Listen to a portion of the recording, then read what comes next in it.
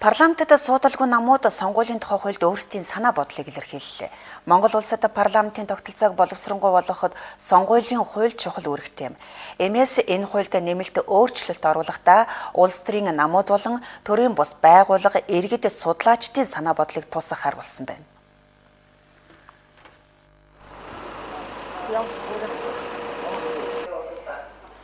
Монгол улсын иргэд үндсэн хуулиар хүлээсэн сонгогдох хэрхээ бүрэн эдлэх олон жил асуудал болоод байгаа ард иргэдийн талцлыг арилгаж сонгуул зарцуулж байгаа хөрөнгийг ил тод болгох зэрэг хэд хэдэн гол асуудлыг шинэ хуулинд тусахаар болсон байна.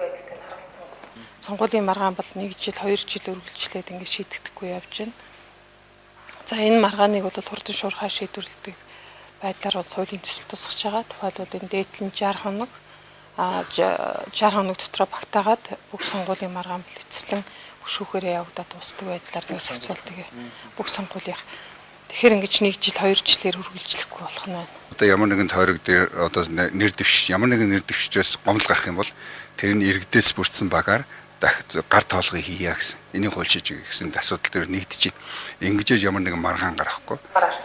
Сонгуулийн тухай хуульд өөрчлөлт оруулахын тулд гадны зарим улсын хуулиудаар судалгаа хийсний зэрэгцээ замун улс төрийн намуудын болон иргэний нийгмийн байгууллага иргэд судлаачдын санаа бодлыг төлхөөтэй сонсч хуулинд тусахаар болсон байна.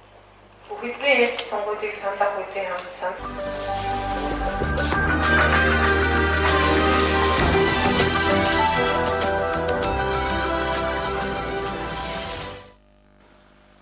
Орой мэдээ үргэлжилж байна. Оюутнууд сурч байх хугацаанд